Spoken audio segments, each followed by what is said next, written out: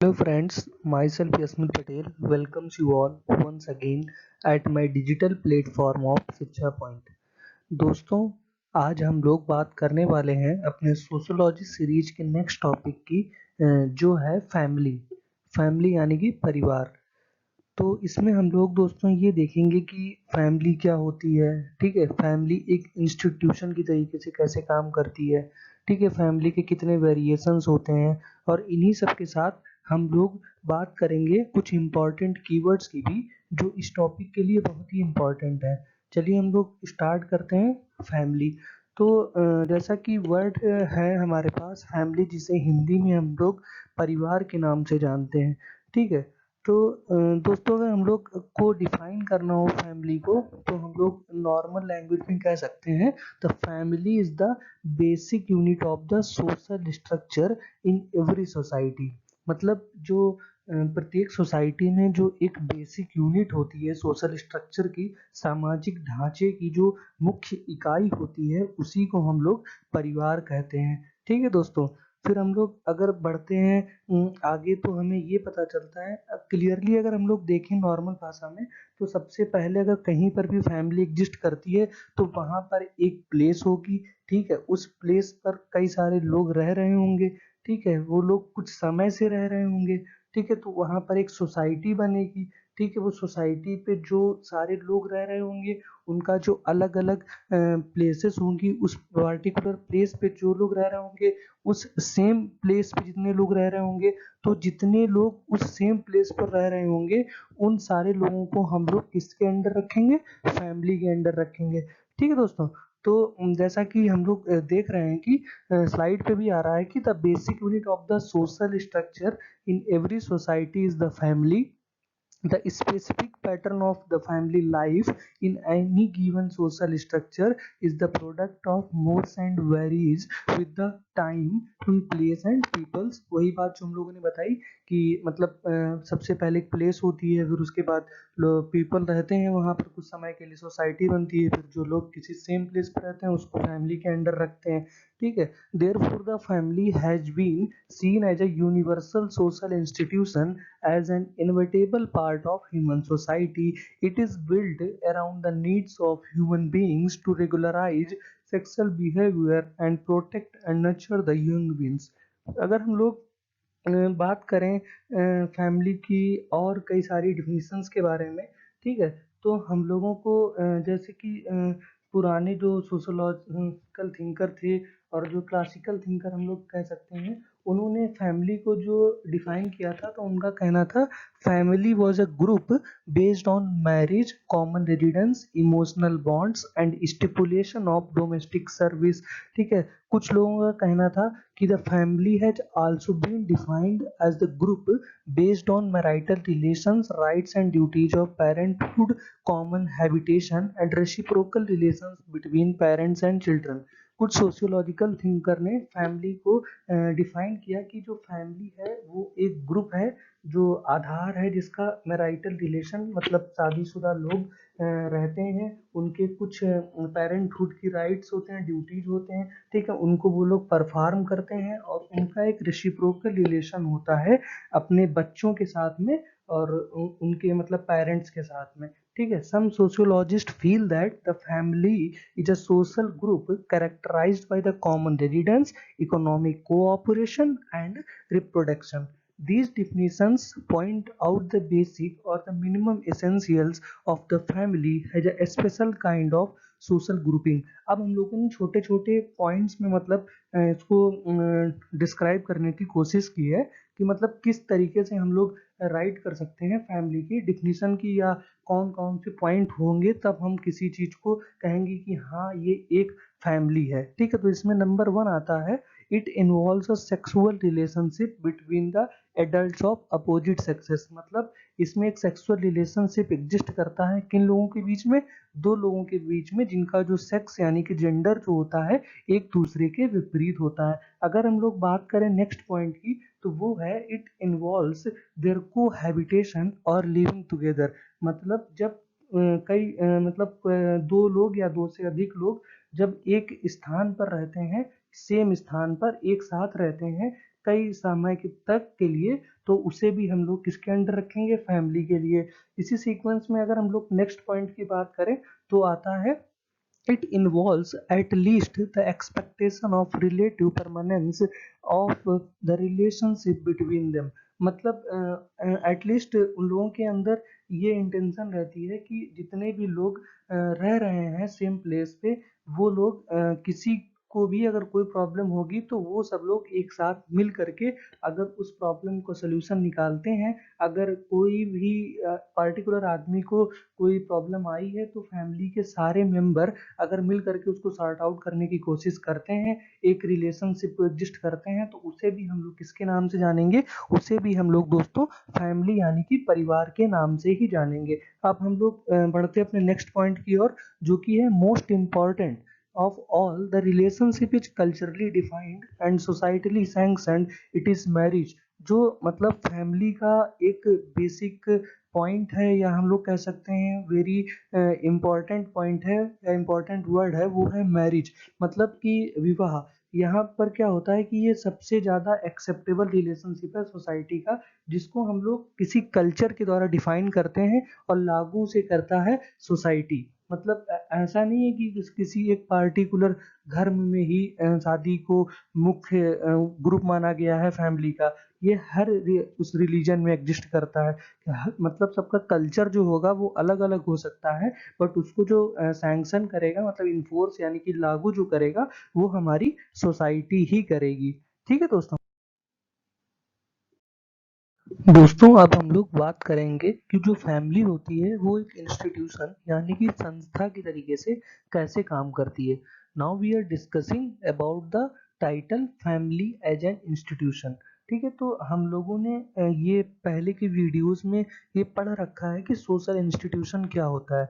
तो उसी से हम लोगों को ये पता चला था कि जब हम लोग सोशल इंस्टीट्यूशंस की बात करते हैं तो उसका जो मोस्ट इम्पॉर्टेंट इंस्टीट्यूशन होती है सोसाइटी की, वो हमारी कौन सी है, फैमिली। ठीक है, तो हम लोग ये भी जानते हैं कि जो कई सारी फॉर्म्स होती हैं फैमिली की, वो एग्जिस्ट करती हैं सोसाइटी में, लेकिन कुछ बहुत सारे सोशियोलॉजिस्ट का मानना है कि universally the most common feature of family is that it is composed of individual related to each other by blood, marriage और एडॉप्शन। मतलब बहुत सारे जो समाजशास्त्री हैं उनका यह मानना है कि जो कॉमन फीचर है फैमिली का, जो मतलब बहुत ही सिग्निफिकेंट फीचर है, वो ये है कि इसमें लोग रहते हैं जो कि एक दूसरे से अटैच होते हैं। कैसे? ब्लड, मैरिज और एडॉप्शन के द्वारा। ठीक है, अगर हम लोग बात करें सोसाइटी की अदर इंस्टीट्यूशंस की, तो वो भी बहुत सारी कॉम्प्लेक्स होती हैं। ठीक है, socially significant problems, solving the problems of social existence is critical to collective living in all society. हम लोगों ने ये पहले के लेक्चर्स में देखा था कि जो ग्रुप होते हैं वो दो टाइप्स के होते हैं, primary group and secondary group. ठीक है, तो हम लोग ने ये भी देखा था कि जो फैमिली है वो हमारी प्राइमरी ग्रुप की तरीके से काम करती है। प्राइमरी ग्रुप की कैरेक्टरिस्टिक दोस्तों ये होती थी कि वहाँ पर जो लोग होते थे कम होते थे, और वो एक दूसरे से फेस टू फेस रिलेशन रखते थे, और बिना किसी उसके ग्रीडीनेस के, बिना किसी लालचीपन के अपने सारे लोग एक दूसरे की मदद करते थे और हमेशा एक दूसरे के साथ रहते थे। ठीक है, तो इसी चीज को एक हमारे समाज शास्त्री थे जॉर्ज मुरडॉक, उन्होंने 4 इम्पोर्टेंट फंक्शंस बताए हैं न्यूक्लियर फैमिली को, जो न्यूक्लियर फैमिली के जो जिसकी मदद से सोसाइटी की जो 4 मेजर प्रॉब्लम्स है उसको हम लोग रिजॉल्व कर सकते हैं। ठीक है, तो उनका जो पहला पॉइंट था, it serves to regulate the sexual relation, and the second one is the account for economical survival and controls reproduction, and the main one it socializes the children।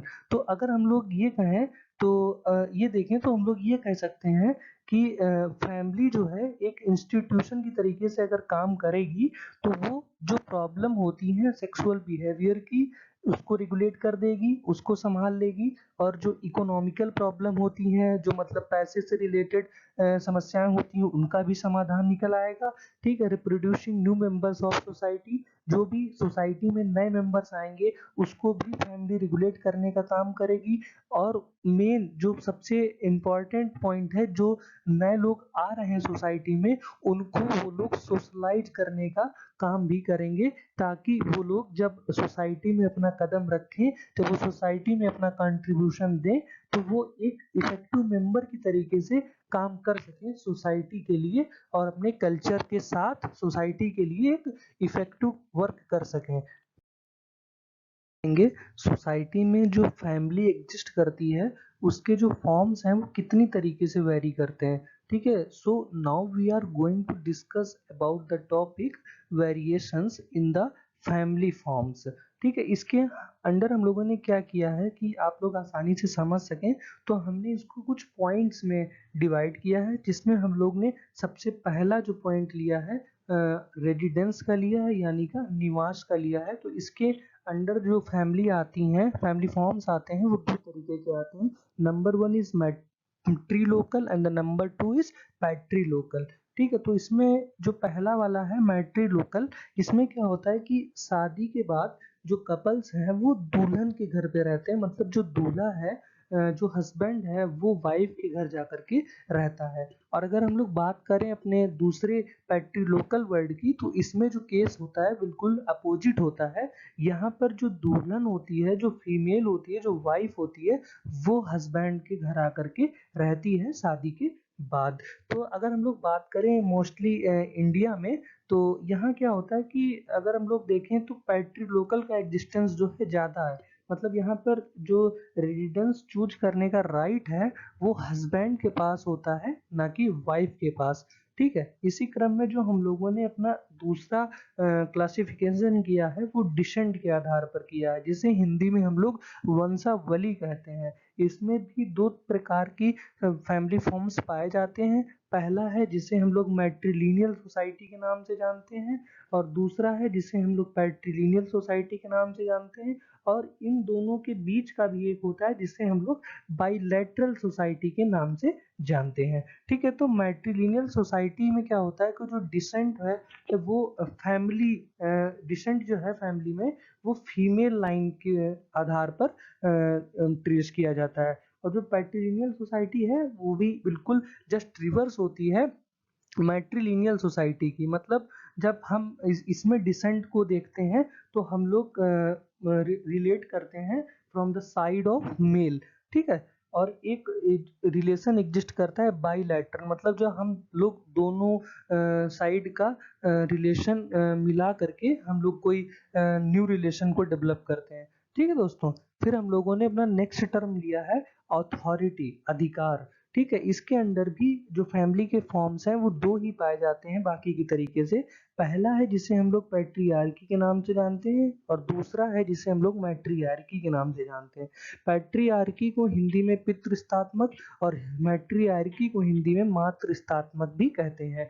Patriarchy का मतलब होता है कि एक ऐसी फैमिली जहाँ पर जो डोमिनेंस हो वो पुरुष का हो, और मैट्रियार्की का मतलब होता है एक ऐसी फैमिली जहाँ पर जो डोमिनेंस हो वो फीमेल का होता हो। ठीक है, पहले तो ऐसा होता था, मतलब अगर हम लोग पुराने जमाने की बात करें तो पैट्रियार्कल सोसाइटी ही हम लोगों को देखने को मिलती थी। अगर हम लोग रेशियो की बात करें, ऐसा नहीं है कि पैट्रियार्कल ही पूरा हुआ करता था, एग्जिस्ट करती थी मैट्रियार्कल भी, बट जो एग्जिस्टेंस होता था वो पैट्रियार्कल का ज़्यादा हुआ था। लेकिन अब अगर हम लोग बात करें मॉडर्न टाइम्स की, यानी कि आधुनिक युग में, तो जो स्टेटस है दोनों का, पैट्रियार्कल और मैट्रियार्कल का, इक्वल करने की कोशिश की जा रही है। ठीक है, तो कुछ और फैमिली फॉर्म्स हैं एग्जिस्ट करते हैं जो जिनका जिनमें हम लोगों का पहला है कंजुगल फैमिली, दूसरा है कंसंग्वाइन फैमिली, एंड तीसरा है nuclear and extended family.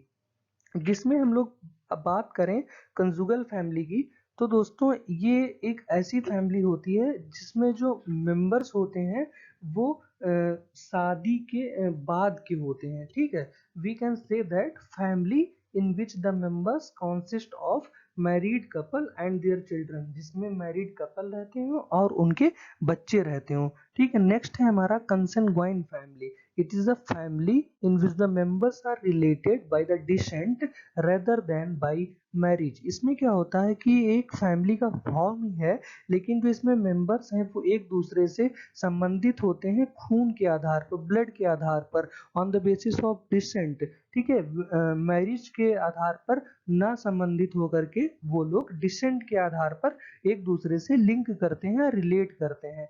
Next one जो है हम लोगों का न्यूक्लियर फैमिली और एक्सटेंडेड फैमिली। इसमें सीधा सा डिफरेंस होता है। न्यूक्लियर फैमिली जहाँ पर सिर्फ एक पार्टिकुलर मैरिड कपल ही रहता हो और उनके बच्चे रहते हों, एक न्यूक्लियर फैमिली का एग्जाम्पल हो गया। अगर हम लोग एग्जाम्पल देखें स्पेशली, तो न्यूक्लियर फैमिली कोई एक घर है, उसमें हस्बैंड रहते हो, वाइफ रहता हो और उनके बच्चे रहते हो, तो ये जो एग्जाम्पल होगा वो होगा न्यूक्लियर फैमिली का। अगर हम लोग एक्सटेंडेड फैमिली की बात करें, तो एक्सटेंडेड फैमिली के अंदर कई सारे फैमिली विद देयर चिल्ड्रंस, कई सारे फैमिलीज, या हम लोग कहें कई सारे मैरिड कपल्स अपने बच्चों के साथ और अपने संबंधियों के साथ एक ही छत के नीचे एक ही स्थान पर जब रहते हैं, तो उसे हम लोग एक्सटेंडेड फैमिली के अंडर रखते हैं। Means the extended family is that type of family which consist of one or more married pairs, their children and other near relatives।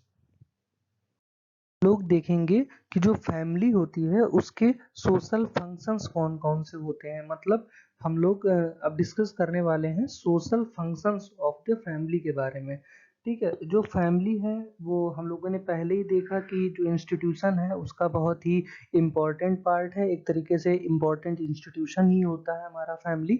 उसके जाहिर सी बात है कई सारे फंक्शंस भी होंगे जो परफॉर्म करती होगी। छोटे छोटे फंक्शंस हम लोगों ने उसकी डिफिनीशन से समझ भी लिए हैं, लेकिन जो मतलब मेन पॉइंट्स होते हैं, अगर कहीं भी आंसर लिखने को आता है एग्जाम में, तो जो हमें लिखने होंगे वो पॉइंट्स हम लोग अब डिस्कस करने वाले हैं। जिसमें से हम लोगों का पहला पॉइंट है, it can replace the members with physical maintenance. मतलब जैसा कि सोसाइटी का एक हम लोग कह सकते हैं रूल है, सोसाइटी का एक चलो यूनिवर्स का एक रूल है कि जो भी आता है वो जाएगा। नहीं, हम लोग कहते हैं कि एक कहावत है कि खाली हाथ आए हैं खाली हाथ जाएंगे। मतलब यहाँ पर वो हमारा कहने का मतलब नहीं खाली हाथ भरे हाथ, लेकिन हाँ ऐसा है कि जिस किसी ने भी जन्म लिया है तो उसकी मृत्यु जो है वो निश्चित है।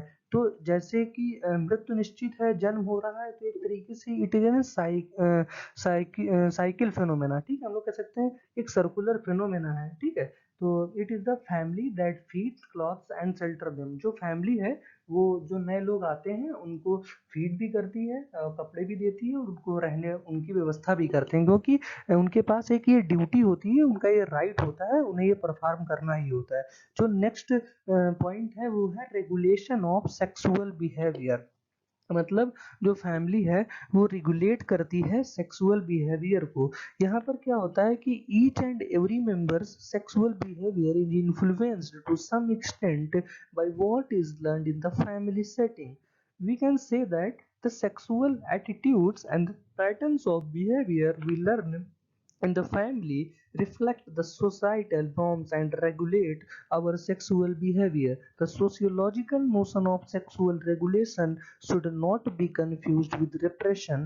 The norms, on the other hand, specify under what conditions and with what partners sexual needs may be satisfied। मतलब हम लोग अगर आसान भाषा में इसको समझें तो जो फैमिली है वो एक तरीके से जो सेक्सुअल बिहेवियर होता है हर मनुष्य का, उसको रेगुलेट करने का काम करती है in a very controlled and in a very systematic way. ठीक है, जो हमने पहले भी बताया था फैमिली का जो बहुत ही इम्पोर्टेंट काम है वो क्या है, सोशलाइजेशन ऑफ चिल्ड्रन। लोग आ तो गए भाई धरती पे, वो तो नियम है, जो आएगा जो आया है वो जाएगा, उस तरीके से भाई नए लोग भी आएंगे। तो वो जो नए लोग आए हैं वो अपनी सोसाइटी के लिए कुछ अच्छा कर सकें, वो सोसाइटी में अपना नाम कमा सकें, वो अच्छे इंसान बने आगे चल के। तो उनका जो सोशलाइजेशन की प्रोसेस होती है वो फैमिली के अंडर ही होती है। ठीक है, सोशलाइजेशन करना दोस्तों इसलिए ज़रूरी है कि आगे चल के जब कभी भी वो लोग अपने कंट्रीब्यूशन देते हैं सोसाइटी को, तो वो लोग जो जो कुछ भी उन्होंने कल्चर को सीखते हुए जो कुछ उनकी फैमिली ने सिखाया है, मतलब कल्चर को ध्यान में रखते हुए उन सब चीज़ों को आसानी से अपने जीवन में अप्लाई कर सके और अपनी लाइफ को आसानी से सरवाइव कर सके। जो नेक्स्ट टॉपिक है वो है हमारा स्टेटस ट्रांसमिशन। जाहिर सी बात है कि फैमिली अगर कोई है तो उसमें जो लोग हैं उनका जो एक स्टेटस होता है वो रिप्लेस होता ही रहता है। सबसे पहले अगर हम लोग देखें तो कोई बच्चा होता है तो हम लोग, छोटा होता है तो बच्चा बच्चा बोला करते हैं, ठीक है। फिर वो जब बड़ा हो जाता है, अगर मान लीजिए आप मेल है तो लड़का, फिर फीमेल है तो लड़की, ठीक है। आगे चल के वो फादर मदर, अगर फीमेल है तो मदर, अगर मेल है तो फादर। ऐसे ही जब मतलब ग्रैंड फादर ग्रैंड मदर, जब मतलब उन लोगों की ओल्ड एज में वो लोग आ जाते हैं, तो ऐसे ही एक सर मतलब साइकिल चलती है, एक फिनोमेना चलता है रिप्लेसमेंट का of status. We can say that there is a replacement of status in the family also exist. ठीक है दोस्तों, जो नेक्स्ट हम लोगों का इम्पोर्टेंट फंक्शन है फैमिली का, वो है इकोनॉमिक एक्टिविटी। जैसे कि हम सबको पता है कि अगर हमें लाइफ को अपनी सरवाइव करना है तो हमारे पास कोई ना कोई इकोनॉमिकल सोर्स अवश्य होना चाहिए। तो उसी तरीके से फैमिली जो है एक इकोनॉमिक एक्टिविटी की तरीके से काम करती है उन लोगों के लिए जिनकी एज नहीं होती है अर्निंग की। जैसे कि आप लोग मान लीजिए कोई परिवार है, वहां पर नए बच्चे हैं, छोटे छोटे बच्चे हैं। अगर उनके परिवार में जो लोग कैपेबल हैं, जिनकी मतलब ड्यूटीज है, यानी कि जो उनके पेरेंट्स हैं, अगर उनकी कोई अर्निंग नहीं है या उनका कोई इकोनॉमिक सोर्स नहीं है, तो वो लोग अच्छी तरीके से सरवाइव नहीं कर पाएंगे और जो उनकी लाइफ एक्सपेक्टेंसी है वो कुछ दिनों में खत्म हो जाएगी और वो डेथ मतलब उनकी वो लोग मर जाएंगे। ठीक है। जो नेक्स्ट पॉइंट है वो है हमारा सोशल इमोशनल सपोर्ट। तो फैमिली का जो हमारा लास्ट फंक्शन है वो है सोशल इमोशनल सपोर्ट का। इसमें क्या होता है कि फैमिली जो है, हमने पहले भी डिस्कस किया था, ये एक प्राइमरी ग्रुप की तरीके से काम करता है। और ये जो पॉइंट निकला है सोशल इमोशनल सपोर्ट का, ये उसी से निकला है। जैसा कि हम लोगों ने दोस्तों प्राइमरी ग्रुप के डिफिनीशन में ये समझा था कि उसमें जो लोग हैं एक दूसरे के बहुत ही करीब रहते हैं और वो एक दूसरे से किसी इमोशन से या किसी मतलब इच्छा से ना जुड़ करके वो मतलब अपनी एक कैपेबिलिटी से जुड़ते थे। और वो लोग मतलब एक दूसरे की केयर करते थे, एक दूसरे पर विश्वास करते थे। अगर किसी को कोई समस्या होती है तो एक दूसरे के साथ हमेशा खड़े रहकर उन समस्याओं का समाधान निकालते हैं। तो ये सारे जो फैमिली के कुछ इम्पोर्टेंट फंक्शंस हैं। दोस्तों अब हम लोग बात करने वाले हैं इम्पोर्टेंट कीवर्ड्स की। जो फैमिली टॉपिक है उसको समझने के लिए बहुत ही इम्पोर्टेंट है या महत्वपूर्ण है। और हम लोग ये भी कह सकते हैं कि ये जो वर्ड्स हम लोग अभी डिस्कस करने जा रहे हैं, ये एक तरीके से बिल्कुल बेसिक स्ट्रक्चर है फैमिली को कंप्लीटली समझने के लिए। जिसमें से हम लोगों के सामने सबसे पहला आता है family of orientation. We can describe the family of orientation as the family into which one is born. अगर किसी फैमिली में कोई जन्म लेता है तो वो उसके लिए और जो लोग उसको देख रहे होते हैं उसे वो हम लोग क्या कहेंगे, फैमिली ऑफ ओरिएंटेशन।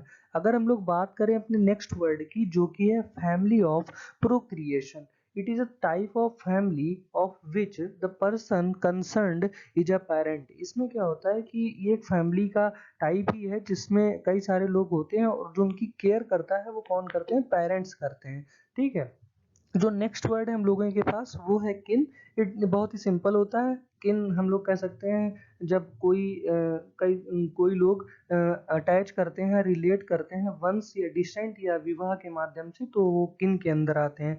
बात करें अगर हम लोग मैट्रियार्की की, इसे हम लोग पहले भी डिस्कस कर चुके हैं। एक ऐसी फैमिली जहाँ पर जो डोमिनेंस हो, जो हेड हो वो किसका हो, मदर का हो यानी फीमेल का हो। अगर हम लोग बात करें मैट्री लोकल की, इसे भी हम लोग पहले डिस्कस कर चुके हैं। मतलब जो यहाँ पर कपल्स होते हैं वो शादी के बाद कहाँ जा कर के रहते हैं, वाइफ के घर जा कर के रहते हैं। ठीक है। और जिसको हम लोग फनी लैंग्वेज में बोले तो जमाई राजा के नाम से हम लोग जानते हैं। ठीक है। अगर हम लोग बात करें मोर्स की, तो मोर्स जो होता है ये एक प्रकार का आइडिया होता है of right and wrong which require certain action and forbid others. ठीक है। जो नेक्स्ट वर्ड है दोस्तों वो हम लोगों के पास है न्यूक्लियर फैमिली। हम लोगों ने पहले ही बताया था कि nuclear family is type of family which consist of parents and their children only. एक ऐसा परिवार जिसमें सिर्फ बच्चे रहते हों और उनके पेरेंट्स रहते हों, तो वो किसके अंदर आएंगे? न्यूक्लियर फैमिली के अंदर आएंगे। इसे हम लोग पहले के लेक्चर में एग्जाम्पल के साथ भी एक बार समझ चुके हैं। अगर जो हम लोग का नेक्स्ट वर्ड है दोस्तों वो है पैट्रियार्की, जिसे हम लोग कहते हैं कि एक ऐसी फैमिली जहाँ पर जो डोमिनेंस होती है, जो हेड होता है वो कौन होता है? फादर होता है। यानी कि there is a dominance of male in the patriarchy society. तो दोस्तों हम लोगों ने यहाँ पर जो वर्ड्स देखे उसमें हम लोगों ने ऐसे वर्ड्स देखे हैं जो बहुत ही इम्पॉर्टेंट हैं और इनकी सबकी जानकारी हमें अवश्य होनी चाहिए। ये जो सारे वर्ड्स हैं ये हर एग्जाम्स में पूछे जा सकते हैं। अगर हम लोग बात करें किसी यूनिवर्सिटी के एंट्रेंस एग्जाम की, या अगर कोई ऑप्शनल पेपर होता है तो उसमें इन वर्ड्स की आने की संभावना बहुत ही ज़्यादा होती है। अब आज के लेक्चर को हम लोग अपने यहीं समाप्त करते हैं। आज हम लोगों ने फैमिली के बारे में बहुत ही डिटेल में पूरी तरीके से समझ लिया है। अब मुझे नहीं लगता कि अगर आप लोगों से किसी भी एग्जाम में फैमिली से रिलेटेड कोई क्वेश्चंस पूछे जाते हैं तो आप लोग उसका आंसर नहीं कर पाएंगे। अगर बाई चांस मुझसे कोई टॉपिक या कोई वर्ड छूट भी गया है तो आप लोग उसे कमेंट बॉक्स में लिख दीजिए, मैं उसे अगले वीडियो में पहले डिस्क्राइब कर दूंगा, फिर अपने नेक्स्ट टॉपिक को स्टार्ट करूंगा। ठीक है दोस्तों, धन्यवाद। आप लोग हमारे चैनल को सब्सक्राइब करिए ताकि आने वाले दिनों में मैं जो भी वीडियो अपलोड करूं आप लोग आसानी से उसको देख सकें और उसका फायदा उठा सकें। धन्यवाद दोस्तों। अब हम लोग कल अपने नेक्स्ट टॉपिक के साथ अपने नेक्स्ट वीडियो में मिलेंगे।